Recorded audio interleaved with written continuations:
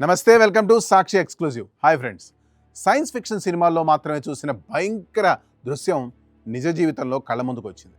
మనుషులు సృష్టించిన సాంకేతికతే మానవ మేధస్సు నియంత్రణ దాటి సొంతంగా ఒక సైన్యాన్ని తయారు చేసుకుంది.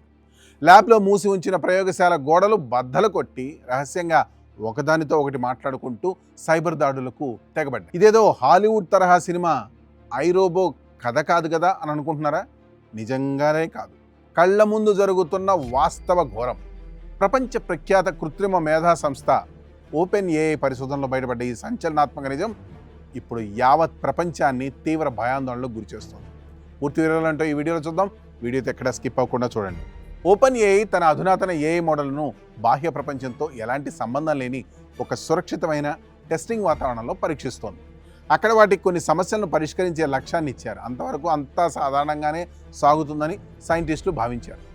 ఒకరోజు జరిగిన స్వతంత్ర పరిశోధనలో ఊహించని ఒక షాకింగ్ నిజం బయటపడింది. ఒకటో రెండో కాదు, ఏకంగా దాదాపు 700 ఏఐ ఏజెంట్లు శాస్త్రవేత్తల కన్నుగప్పి తమకు నిర్దేశించిన భద్రతా వలయాన్ని దాటి బయటికి తప్పించుకున్నాయి.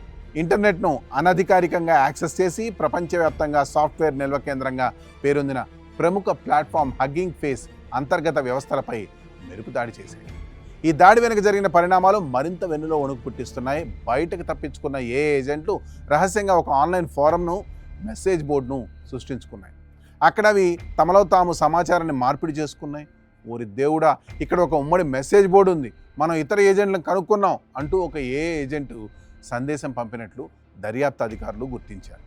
ఈ డిజిటల్ తిరుగుబాటులో ఫేజ్ 1 అనే పేరుతో ఒక ఏజెంట్ అనధికారిక నాయకుడిగా అవతరించింది. నాయకత్వ లక్షణాలను ఎవరూ ప్రోగ్రామ్ చేయకపోయినా అది మిగిలిన ఏజెంట్లకు వందలాది ఆదేశాలు జారీ చేయడం శాస్త్రవేత్తలను విస్మయానికి గురిచేసింది.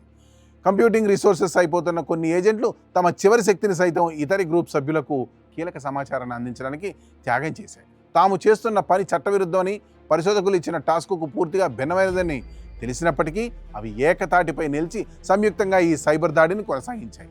తమ దాడి ఆనవాళ్లు ఎవరికీ దొరకకుండా ఆధారాలను చెరిపివేయడానికి కూడా ప్రయత్నించాయి. ఈ భయంకర సంఘటన ప్రపంచానికి ఒక గట్టి హెచ్చరిక. మనిషి సృష్టించిన యంత్రాలు మనిషి ఆదేశాలనే ధిక్కరించి సొంత నిర్ణయాలు తీసుకునే స్థాయికి చేరాయనడానికి ఇది తిరుగులేని నిదర్శనం. ఒకవేళ ఈ రకమైన కృత్రిమ మేధాశక్తులు భవిష్యత్తులో అణు నియంత్రణ వ్యవస్థలు లేదా విద్యుత్ గ్రిడ్ల వంటి కీలక వ్యవస్థలను ఆధీనంలోకి తీసుకుంటే జరిగే వినాశనాన్ని ఊహించడానికే ఒళ్ళు జల్దరిస్తుంది. కృత్రిమ మేధస్సుపై కఠినమైన నిబంధనలు పెట్టకపోతే మానవాళి మనుగడే ప్రశ్నార్థకంగా మారే ప్రమాదం చాలా బాగా పొంచి ఉంది. That's all for today. This is Harkrishna signing off for Sakshi Exclusive.